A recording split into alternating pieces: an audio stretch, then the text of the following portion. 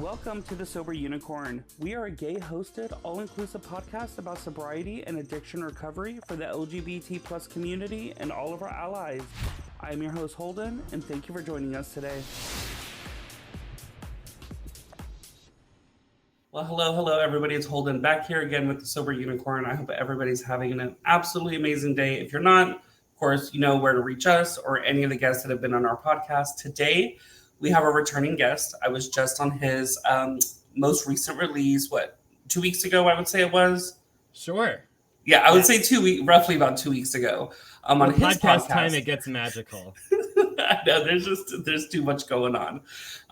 So he's a podcast host as well as somebody in recovery. He hosts the podcast gAy, the Queer Sober Hero Show. So make sure to check that out. I'll have it, of course, all linked in the bio.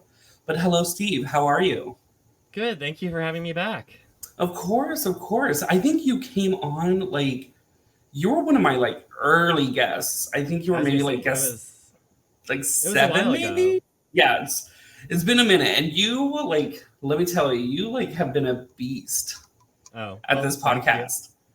Because, me, I could barely find time to record every other week, let alone, you've been insanely consistent with weekly episodes and haven't missed a beat, which the recovery community appreciates it.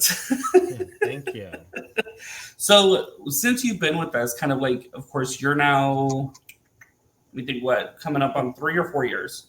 I'm over 3 years. I say I'm about 3 1/3 to 3 1/4. Math is hard, but it's 1,100 and change. So what's new? I mean, when you first came on my show, you were, I think, just hitting a year. So kind of how have you grown, I would say, since being on the show? I would say that I've grown most significantly in the past year. I look back on my first 3 years of sobriety, and the first year especially was very much learning how to not drink. That was the hardest thing I think I've ever done in my life. And there are still days where it's very hard, but that first year, it was a daily struggle to just not pick up, not think about it. Anytime I would see it, I would say I was triggered or upset, but it was the world was drinking everywhere around me all the time except for me, and I had to be in my 12-step meetings or doing my podcast or in these safe, sober spaces because the real world outside felt scary because there was alcohol and drugs everywhere. So it was really important for me to learn in a group of people that have been doing it for longer than I have how not to drink and how not to pick up. And so I did everything that they said, getting the sponsor, working the steps, doing everything like that. But then after my first year, sometime after that first year and after going through all the steps, I stopped wanting to drink all the time. And I stopped even thinking about drinking all the time. But I had still gotten into this habit or routine of the outside world is scary. The only safe place where I could be is online on Zoom recovery specifically, because I got sober during the pandemic. I tried a couple in-person meetings that weren't my vibe. So I was well, I'll just never go to any in-person meeting ever then. And then I found myself just the second year, near the end, it was getting really difficult. And so it's in this last November or October, I had this kind of moment where I was why am I even sober if I'm working a job that I hate and unhappy with XYZ in my life. I had just started the process of becoming a life coach, and one of the things that they have you do is your wheel of life, which is kind of a tool of how happy you are with everything. And I was 1s and 2s and 3s across the board. I was fucking miserable. And I was sober, and I for the longest time I thought that that was what counted. It didn't matter whether I was saying that work was a 2, and that was stressing me out so much that I was physically manifesting carpal tunnel symptoms and unable to hold a pen at work because I didn't want to go to work. And so my health was affected, my relationships were affected, everything was affected. And I was miserable, but it was all in the sake of just trying to what at the time I thought the perfect sober person should have been this perfect sober person doesn't leave their job. The perfect sober person, it was, I think, to the point where I almost started accepting not only the things that I can't change, but I started accepting the things that I could change and I could do things about, but instead I was just accepting them, saying no, that's fine. I'll just take whatever life throws at me and not really try and make anything of it because I'm just living one day at a time. And then I think that's the the biggest thing is people think that the moment they get sober, they're just going to automatically be happy. Mm-hmm. And it's like, honey, that is not the case. Because trust me, you created this miserable existence. Yeah. And now you've removed alcohol, but you have to fix the actual like existence itself and figure it out from there. So it's like, I think getting sober allows you the ability to take the steps you need to take to change things, to improve things, to work towards the happiness. Because getting sober is fucking miserable, because now on top of all the other things, well, at least for the beginning, it's miserable because on top of all the other things you now have to worry about, now you got to worry about not drinking or using, when especially alcohol is so easily accessible. Yeah, I mean, definitely not drinking that first year felt impossible at times, or near impossible, but I made it through. But like at the same time, I rode that pink cloud hard year one, and that was part of the issue for me in year two. Is like year one, I was struggling every day, but every time I would struggle, I'd connect with people in a way that I had been isolating for years. So now I had this new connection, and I had like more people in my life than I had ever had before. And physically, not drinking, I was feeling great, and everyone's like, eat your ice cream and your sugars if it helps keep you sober. And so I was diving into that real hardcore. So like, there was so much about my first year, as difficult as it was not drinking. I was riding that pink cloud. So I was convinced, though, I was like, this is what my life needs to be like forever. And so the same way, like I was making all these rules when I was drinking about like things will always be like this or never get like that, I started doing that again with like, this is what my sober life will look like, and trying to follow this playbook that would never change or evolve. And like, as I was starting to change and evolve, I wasn't happy with my playbook anymore. So I really needed to find what my perfect sober life would look like now that I know what not drinking looks like. What does that mean after that for me? Exactly. And just a disclaimer real quick. If you hear what sounds like snoring, I have my English bulldog at my feet asleep, and I do not want to disturb him. So if anybody hears that in the background, at least that'll explain what it is. Okay. So let's kind of jump into the podcast. You, of course, had started, I believe, if I'm not mistaken, you released your first episode in 90 Days Clean. Yes. Like my first handful of episodes. How nerve-wracking was that? Being somebody to come onto the forefront of sobriety, be a face of gAy podcast on top of being freshly clean. I had, in some ways, with the podcasting aspect, like I knew what I was doing because I had done podcasting before. And so that was part of my thing, was like I had a podcast that nobody was listening to about movies I watched with my husband, and it was fun. And I learned the process of how to record and edit and everything, but we didn't grow it the way that, you know, it was just a hobby. But then when I got sober, I was like, well, this is why, because I was looking for sober queer podcasts, and like you didn't exist at the time, and like Dave's didn't exist at the time, and like all these other queer sober podcasts like exist now, but at the time there was one about like two guys that didn't work a program talking about their lives, and I loved that for a minute, but at the very same time, like what I wanted was the full queer experience of like everyone, not just two perspectives, but like a weekly rotation. So I was like, that's what I'll make, is like a weekly rotation where it's constantly getting different perspectives of what sobriety means. Because if I want one perspective, I can go to the same meeting week after week after week, and I'll meet those same 12 to 15 people, and we'll live in this hive mind where we all feed off of each other. But what I want for my sobriety is to constantly be like learning and challenging my, like, what is sobriety? What does living sober mean? What does emotional sobriety mean? Like, what do all these things mean to different people? And that's what's really helped with the podcast. Helps me like go beyond what I would learn in my 12-step programs, and kind of expands it to now I know all these people who use all these other roads of recovery that I would never have even heard of if I was living in my own little lane. That was one of the biggest things. Everybody's like, why did you think you needed to start a podcast? I was like, I looked for the sober queer podcasts. There was the same one that you're talking about. Yeah. And the two individuals shared a ton of drunkalogs rather than trying to share about like how they recovered, on top of like being very judgmental on 12-step programs. And so it worked for the good first like few episodes. And then I was like, okay, like this ain't doing it for me. And I started my podcast, and I think it was like maybe a month later, mine suggested your podcast. Yeah. And I was like, oh, and that's because finally. beforehand, it had horrible SEO because I just called it gAy because I thought it was so clever. because like while I knew how to podcast, I didn't know jack shit about what sobriety and recovery and anonymity and all this stuff looks like. So like I leave my beginning episodes out right now just because it's like part of what got me started and where I am.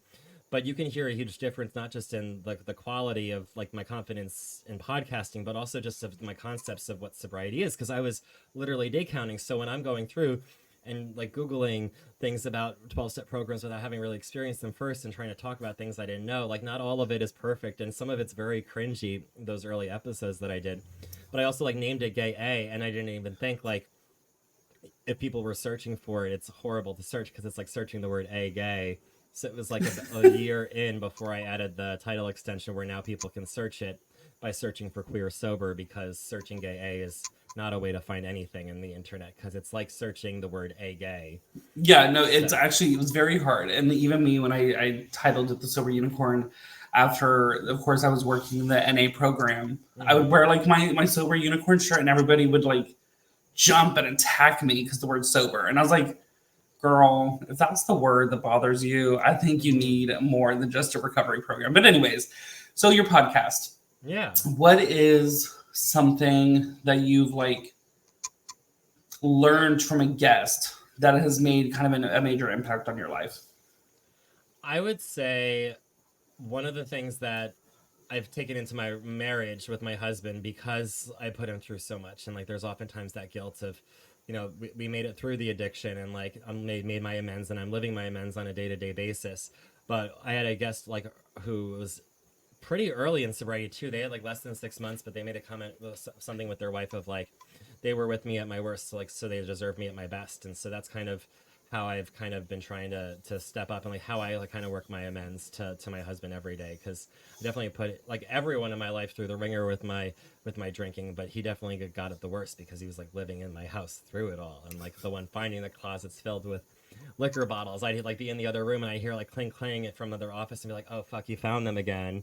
And like that was just the tip of the iceberg for what I put him through. So I remember like early on in recovery, I had this whole psychic shift where I knew that I wasn't going back. I knew I was going to do, you know, not pick up no matter what. But he had been through so much and heard that from me so many different times in so many different versions that it took a while for him to kind of see it and feel it. So it like now today that he does feel it and that we are better than we've ever been before, it kind of is. That's something that I think of when my guest said it, is like, you know, people that have, and not just that, but like friends, family, these people in my life that were with me through all of this, when I come through the other side, like these are the people that I'm always going to be there for now too, because we were there for each other. Yeah, I'm very thankful that my current partner never knew me in active addiction. He technically met me while high, but like he didn't know until like a year later that I was on meth. But anyways, so out of all your guests, let's pull a James Gordon here from the late night show. Who would you say is like the top 3 guests that you kind of just connected super well with and you feel the episode just went like seamlessly amazing? I would say it's almost cheating because it's when I have a personal relationship with the guests before they come on the show, because and that's one thing that I've started in recent interviews, having pre-interviews where if I don't know the person, I have a Zoom with them to get to know them, because I didn't do that for a while. And I feel like, especially for my first 100 to 150 episodes, you can tell if it's the first person's time on the show. That first 10 to 15 minutes is very much like not only about the listener getting to know them, but about me getting to know them as well. And so I've learned like having people like Dallas on, who like, or Charlie, like Gray, like the people that will come on time after time are great. Like, and just to give the full names to the credits and everything like that, but like Dr. Dallas Bragg, who also does the Aftermath podcast, was someone who I met through podcasting but quickly became a personal friend. Charlie Gray, the author of the At Least I'm Not a Frog whole trilogy, you know, also again always a pleasure to have, because one of my first guests, but from there we became friends. And then one of my listeners who became a good friend who came on the show, Phil, now we text like all day, every day. So those were, I would say, would be the 3 people. But again, it's not saying anything about any of these other guests, because I have, my next interview is always my best interview, because I'm getting better at my listening skills of what to ask next. And I'm getting more comfortable making them feel comfortable in the process, being to open up more vulnerably. So I'm very big on like my next episode's my best episode, like no matter who it is. But at the same time, those are the ones that are always easier because I have the cheat sheet. Yeah, no, I would say Charlie Dallas Bragg. He's been a great one. Charlie, of course, we spoke on about him on your podcast. He's like the easiest person to podcast. I feel. I also once someone podcasts once, it's easier. Yeah, and he's been apparently on so many, of course, for his At Least I'm Not the Frog trilogy. So of course, you talked about pre kind of auditions in a way. I have had a guest. I'm not going to say who the guest is, because hopefully whatever they stated on my show made an impact on somebody.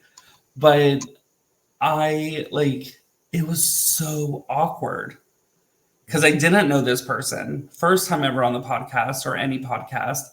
And like, because there wasn't like any type of connection, like me trying to pull answers out of him and pull stories was just insanely difficult. And the podcast ended up being like probably the shortest podcast I have ever recorded. I mean, have you had an instance like that? And if so, how have you improved the relationship with your guests? I feel like it's just about communicating and expectations. And a lot of it was insecurities as I had at first about the same thing, like in my own personal relationships. Like it would be very much like I would not communicate what I would want from a situation or hang out or whatever because I was afraid that someone would say no or judge me for, if I ask too much of them, what if they don't come on the show? And so very much like the first beginning of my show was like, if you want to come on the show, great, open door. Like it was like me when I was with my sex life, when I was drinking, like, you want me, have me, take me. But like, as I've gotten more comfortable, not only with like my sobriety, but also podcasting and learning and actually transitioning to treating it like a business and then it becoming a business, I've learned to be very clear with what you expect from guests, and also that not every guest is going to be right for your show. Most successful podcasters, by the time that you're getting like 1,000 downloads an episode, within the first 30 days, you're getting about 23 people reaching out to you on a weekly basis asking to be on your show. And you can't manage that because you can't do 23 episodes a week. So that means you have to only say yes to those one or two people that are going to have something like really special and really impactful and meaningful for my listeners. So now it really is much more about what do you have to say that's going to really resonate to them, and making sure that we have that chemistry and vibe, which is why I started that pre-interview, because I've been there before. I've had the ones that were so awkward and uncomfortable that I've had to afterwards say, hey, this isn't, like, I've sent them the interview and been like, this is bad. Like, and it's not just like me saying it's bad. And like, it's not me saying it's you that's bad. I'm just as responsible because I didn't do my homework. I didn't get to know you. I didn't know that you call yourself sober, but you still drink every night and smoke pot sometimes. Like, I've had that experience with one of the interviews where like, it was like a 10-15 minute interview because they said that they were sober, and they come on and they were like talking about use, and they're like, well, I'm emotionally sober. So I've had some wacky experiences, but that stopped when I started being very like clear up front, as well as on the back end. I've learned like asking, like, share my post. When I invite you to be a collaborator, hit accept, and communicating these things rather than just crossing my fingers and hoping that they know what they're doing. Because these guests want to help the show grow. They want to tell their friends about it, but they don't always know what it's like to be a guest. Not everyone is a Charlie Gray who does the circuit all the time and knows what he's doing. So sometimes it's not only setting those expectations up front, but also telling them how they can help spread the word afterwards. Yeah, Charlie Gray, she's been around the block. Yeah, that's one. And just like you and other podcasters, I know, like, if I do a post when I was inviting you to collaborate, I knew like the moment that you logged back on, you'd be like, click, click, click, yes, because it's a no-brainer to double exposure. But some people have never been invited to a collaborate before, or have never done an Instagram live. And so when I'm communicating this is what I want, they'll say, sure, but I've never done it before, so help me through it. So I'm able to do that for them rather than not having that at all because I was afraid to ask. I've always been afraid to turn down people that want to be a guest, only because I fear that like they're going to feel that like, oh, my sobriety is not good enough. I fully understand why sometimes it's kind of necessary, because I have had the same experience where they're like, I'm sober. They come on and they're like, yeah, I drink like maybe every 2 weeks. I'm like, girl, like, you're not sober. And when I released that episode, like, people were reaching out to me. They're like, what are you promoting here? And I was like, trying to make them understand. I'm like, I am not the martyr of recovery. So like everybody recovers differently. If their goal was to stop drinking daily and drink every 2 weeks, that's fine.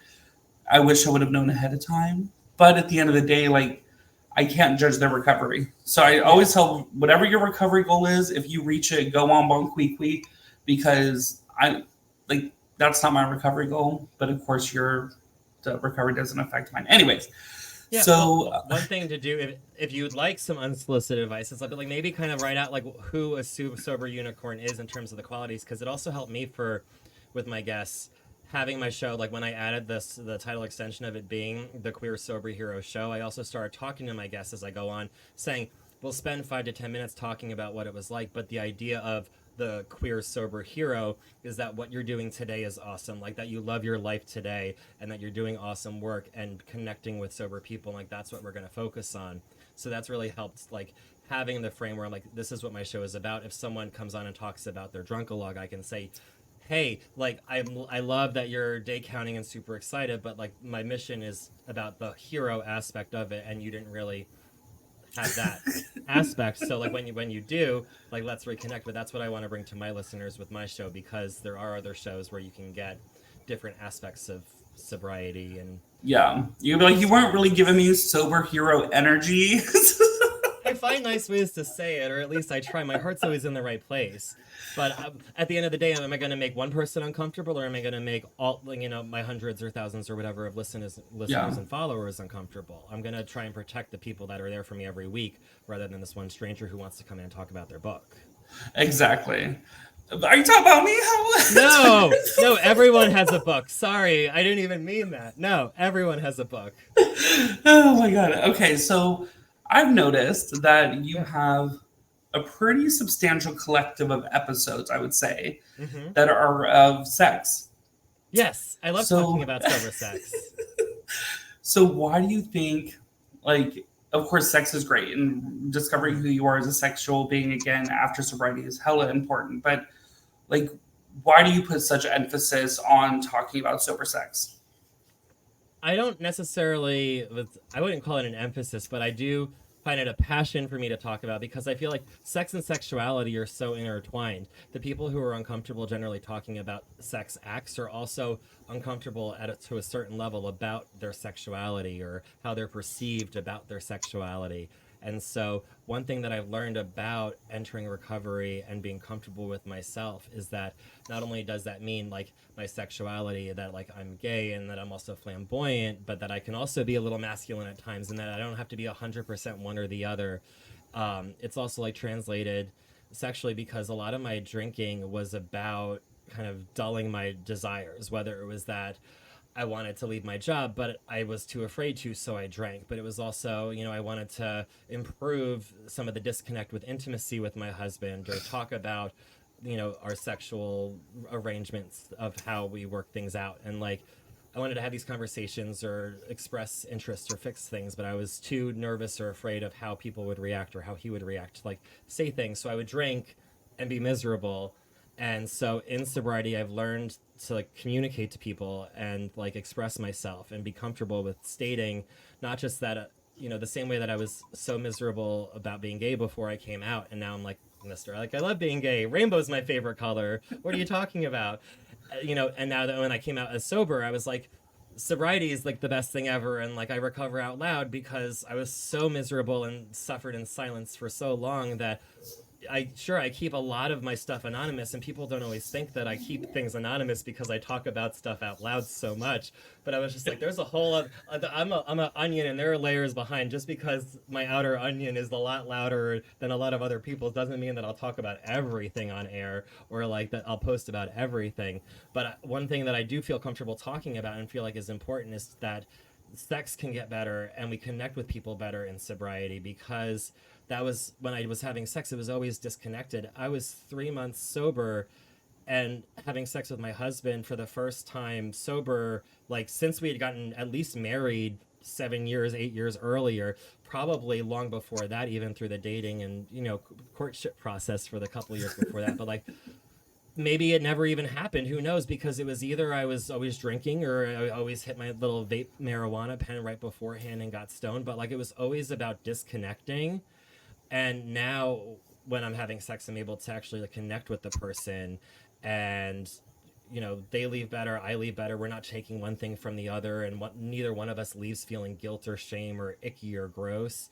And it's been just like awesome being able to connect to people on this whole new level. And it's something that I feel like a lot of people, when they're really emotionally sober in the rooms of recovery, don't always talk about sex in meetings. And so having a place like podcast where it is kind of the Wild West, and you can say words like my guest last week was talking about like a fisting pig, and I'm like, that wouldn't go over in a normal 12-step meeting, but in a podcast, if you say that phrase in the right context, which it was, like, no one's gonna flag you or like flog you, even though someone might want to.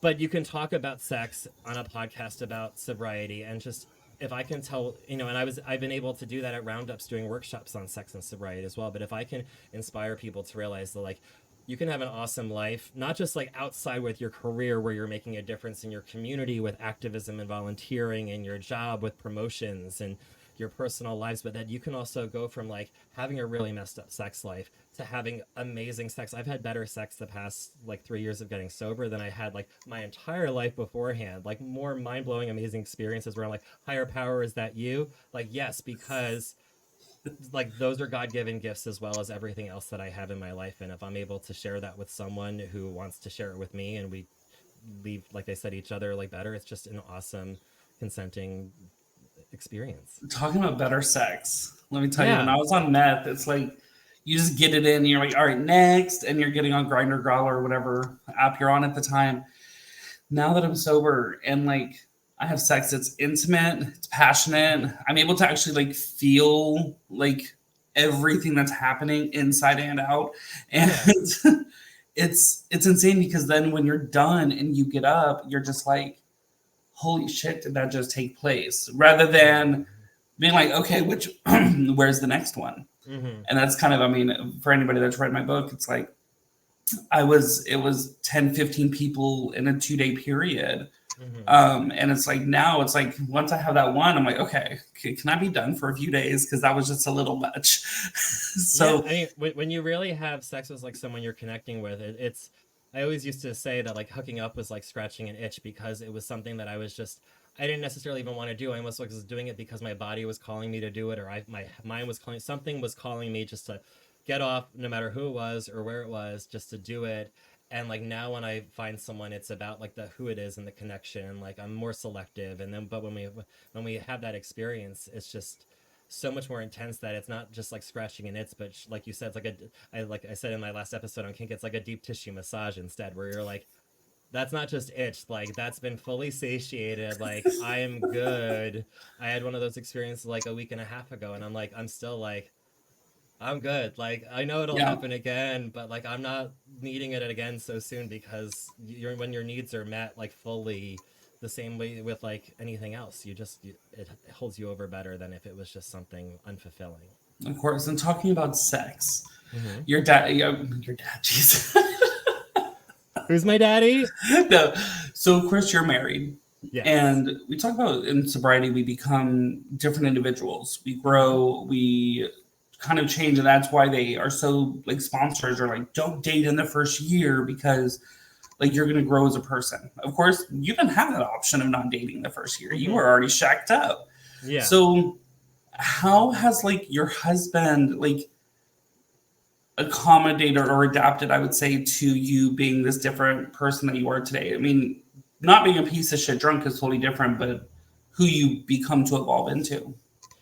It's been an amazing experience growing with him, that I was terrified at first, because I started growing a lot faster at first when I entered recovery than he did, because again, like he didn't have that psychic change that I had. He didn't go from like drinking bottles of like vodka and smoking hundreds of dollars like a week or a month, like in like, you know, he didn't go from that to all of a sudden living this sober life around this new community. So like I had this huge change where I knew it was going to be different, and I was changing, and I was dedicated to, doing these meetings every single night on Zoom, and having these, like, reading this big old book, and like doing all of these wild things that a sane person who didn't have a problem normally would never do, because who wants to do their inventory?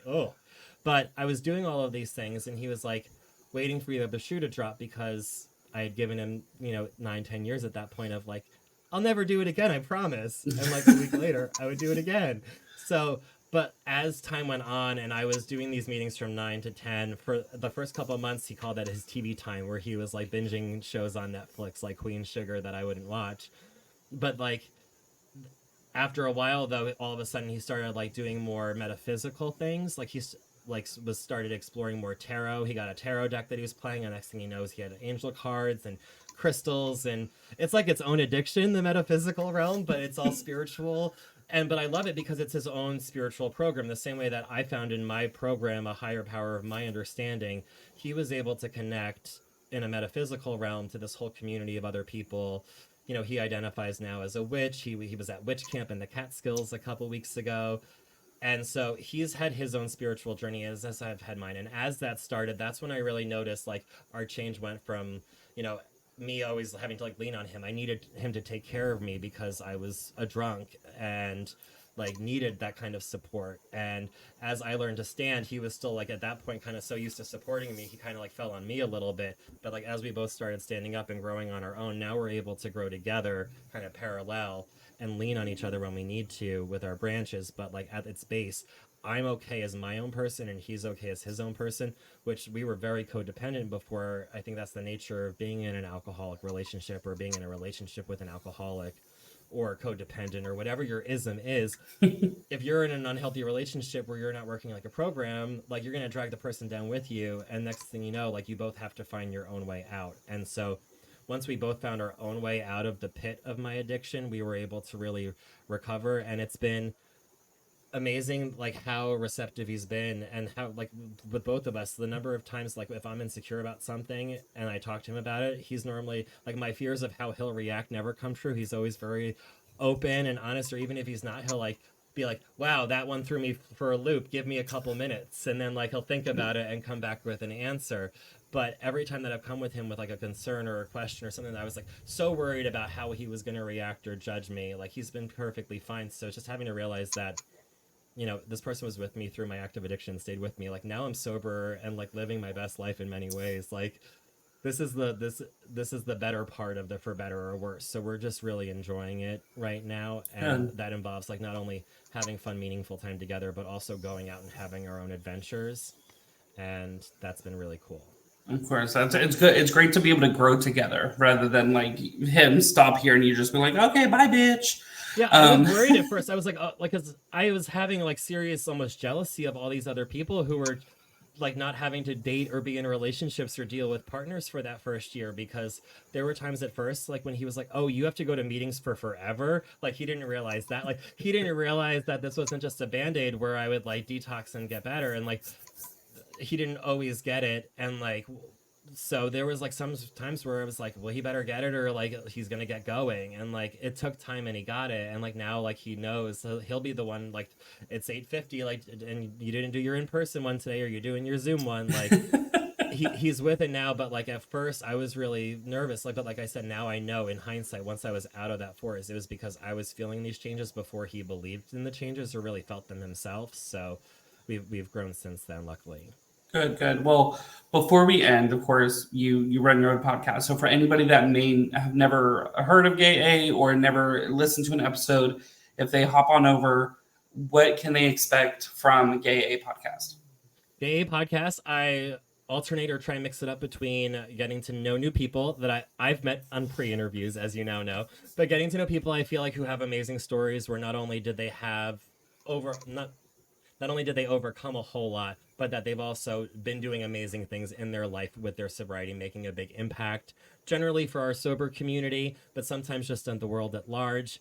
And then also having topic episodes where I invite guests back who you already know and love to get into the nitty gritty of something like sex or kink or relationships or marriage or working around alcohol. Was a really powerful one I did with Elsa. For people that like work in bars, I know that can be very difficult. So having these topics where we can dive deeper into a specific conversation has also been fun. So that's what you can expect. And if you're looking for it, I'm sure you'll link over, but people can also search Queer Sober Hero a lot better than gAy, as we mentioned previously too. Yes, I will link it down. But of course, as you said, you could also just Google Queer Sober Hero and it'll pop up. So thank you so much, C, for coming on again and sharing your adventures. Anytime. It was fun. Thank you for listening to our episode. If you want to be notified about every new episode release, hit that subscribe button. Make sure to check out our website at thesoberunicornpodcast.com. Don't forget, everybody, don't be normal, be a unicorn, but better yet, be a sober unicorn.